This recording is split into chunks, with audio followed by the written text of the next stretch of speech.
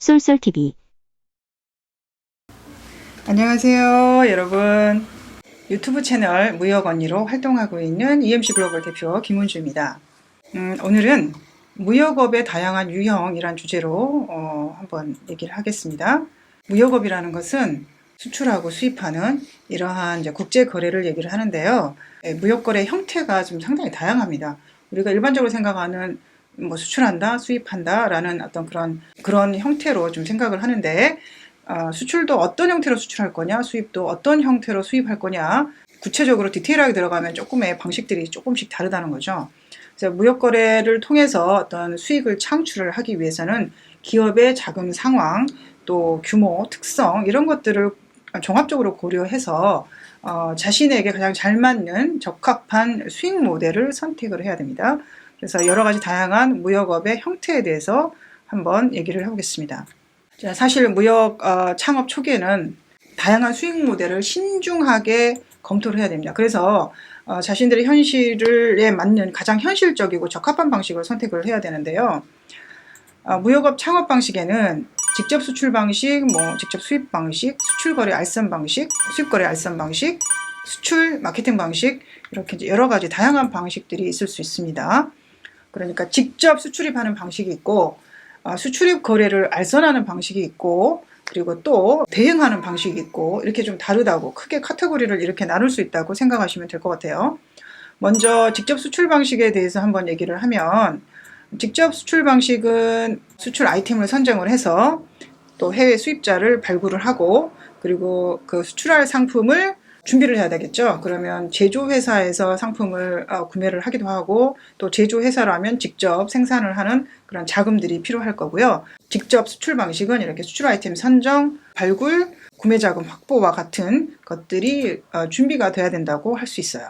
이렇게 수입자와 수출자가 직접 수출 계약을 하는 직접 수출 방식의 경우에는 거래 당사자가 모든 책임을 져야 하는 그런 의무가 있습니다. 그래서 거래 계약의 당사자로서 어떤 수입자의 품질 클레임, 이 제품이 수출한 제품이 좀 문제가 있다라는 품질 클레임이 있을 때 품질 클레임에 대응을 해야 되고요. 그렇지만 대신 수출하는 상품에 대한 결제 대금을 직접 받을 수 있는 권리가 있습니다. 그래서 이러한 것이 직접 수출 방식의 특징이라고 할 수 있고요. 또 직접 수출 방식은 수입자에게 수출을 할 때 또 수출 가격을 임의로 책정해서 수출할 수 있습니다. 그래서 다른 수익 모델보다는 좀 더 높은 마진을 기대할 수 있다는 장점이 있을 수 있겠습니다. 또 직접 수입 방식이 있는데요.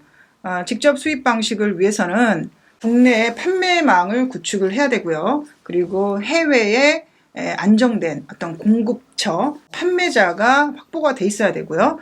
또 한 가지 상품을 수입할 어떤 수입 자금이 확보되어 있어야 되고요. 그런데 직접 수입 방식은 공급처로부터 제품을 직접 수입을 해서 직접 한국에 어떤 판매를 하게 된다면 한국 판매 가격을 또 임의로 책정해서 또 마진을 확보할 수가 있습니다. 그래서 또 다른 수익 모델보다는 더 높은 마진을 책정할 수도 있다는 장점이 있는데요.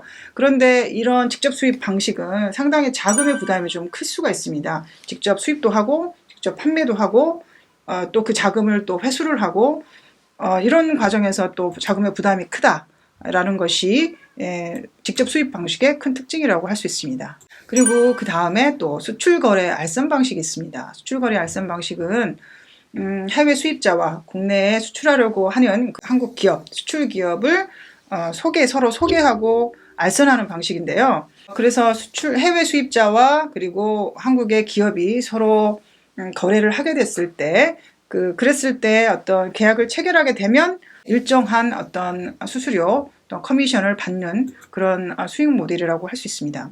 이러한 방식을 통상 수출 에이전트 이렇게 부를 수가 있는데요. 이렇게 마찬가지로 수출 거래 알선 방식도 해외 수입자와 한국의 기업이 직접 거래를 하고, 수출 에이전트는 그 전 과정에 대한 어떤 관리, 커뮤니케이션 이런 것들을 하고 또 일정의 어떤 커미션을 받기 때문에 직접 계약의 당사자는 아닙니다. 그래서 대금 결제와 품질 클레임에 대한 어떤 책임 이런 게 좀 없다라고 얘기할 수 있겠습니다. 왜냐하면 직접 계약의 당사자가 아니니까요. 무역업 창업 초기에는 수출거래 알선해서 커미션을 받는 이런 방식이 위험 부담과 자금 부담은 적을 수가 있어요. 그러나 수입자와 한국의 수출 기업이 실제 수출 계약을 체결을 해서 좀 안정화가 되면 수출 에이전트의 어떤 필요성이 좀 없어지고 하면은 좀 배제될 가능성도 있다. 이러한 점도 충분히 고려를 해서 선택을 해야 되고요. 그리고 실제 수출 계약을 체결했을 때 어떤 일정한 커미션 수수료를 받기 때문에 오랫동안 지원을 했지만 수출 계약이 안 되면 수익이 없을 수 있다. 뭐 이러한 점도 좀 고려를 해야 됩니다. 자, 그 다음에 수입거래 알선 방식이 있어요. 수입거래 알선 방식은 한국에서 수입하려고 하는 기업과 외국에서 판매하려고 하는 공급자, 판매자를 서로 알선하고 소개해서 계약이, 무역거래 계약이 체결됐을 때 일정한 어떤 수수료, 커미션을 받는 방식인데요.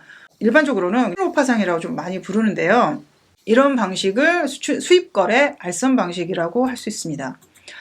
이 수입거래 알선 방식은 통상 이제 외국의 어떤 판매자로부터 한국의 국내에서 영업을 해도 된다는 어떤 그런 영업권, 판매권을 부여받아서 한국의 다양한 어떤 기업들, 수입하고자 하는 기업들을 발굴해서 서로 거래를 하도록 하는 건데요.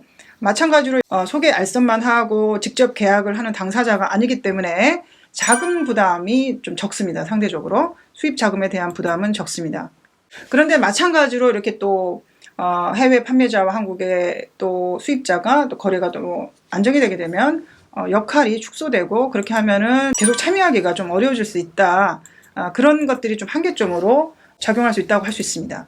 마찬가지로 이러한 수입거래 알선 방식도 무역거래 계약의 당사자가 아닙니다. 직접적으로 계약을 하는 당사자가 아니기 때문에 뭐 대금 결제와 품질 클레임에 대한 책임이 없다라고도 할 수 있겠죠. 자, 그리고 수출 마케팅 대행 방식이 있습니다.